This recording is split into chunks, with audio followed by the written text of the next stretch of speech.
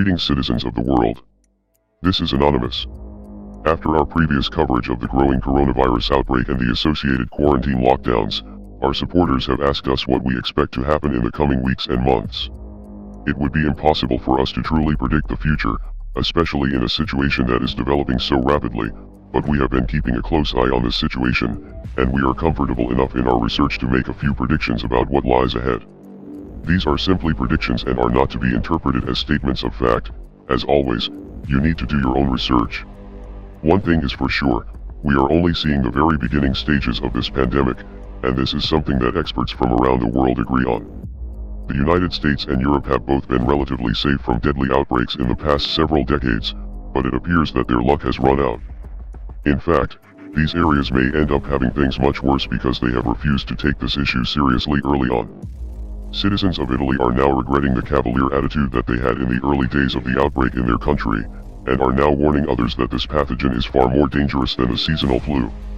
Unfortunately, no one seems to be listening to these warnings, especially in the US and the UK, which will likely end up as global epicenters as a result of their inaction. In the United States, officials are finally starting to realize that the illness is about to explode domestically, but for a variety of different reasons, citizens of the country would never voluntarily participate in the kind of social distancing that is needed to slow the spread. This will serve as a perfect excuse for the US government to declare martial law, a process that has already started to happen with President Donald Trump's recent national emergency decree. To unleash the full power of the federal government in this effort today, I am officially declaring a national emergency. The National Guard is already active in multiple cities across the country. Seattle, Los Angeles, and New York City will likely be under a Wuhan-style quarantine lockdown within the next several weeks. Concern that we can have outbreaks of that proportion in multiple U.S. cities. If you look at Wuhan, a Wuhan style. You're saying the numbers that we are seeing and have seen in China. Right, in a major U.S. city. Remember, Wuhan was the size of New York City. At the peak of that epidemic, they hospitalized about 20,000 people. 10,000 were in serious or critical condition, and 2,000 were intubated. To give you a basis of comparison, New York State, the entire state, has 50,000 hospital beds and about 3,000 critical care beds, and about 20,000 of those beds are in New York City. So if we have a Wuhan-style outbreak in New York City, that's going to overwhelm the system. So they need to be building surge capacity right now in anticipation of that possibility. Now, there's ways to avert it, but that's the risk that we face right now. With no one allowed to enter or leave the cities unless they have special permission from the government, which will be very difficult to obtain. Our sources in the states believe that New York will be the first city to go into lockdown, since the numbers of cases are growing exponentially in the city, and the governor of the state has expressed in a recent press conference that such measures would not be ruled out. The New York Times has reported that the city's most wealthy citizens began to flee the region after hearing rumors that a lockdown was imminent. Around the same time, The Guardian spoke with private jet executives, who revealed that there has been a surge in business over the past month because the super-rich are all fleeing to their multi-million-dollar doomsday bunkers.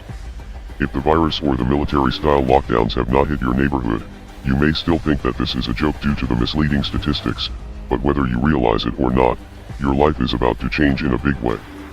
There is a very real possibility that US elections could be suspended or cancelled as a result of the coronavirus.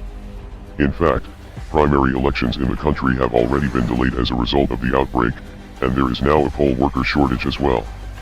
Presidential candidates are even beginning to cancel their events, and there are already a variety of different publications that are making predictions about the possibility of a cancelled election. What we are likely seeing is a new Great Depression that will totally reorganize the global economy in ways that are currently impossible to predict.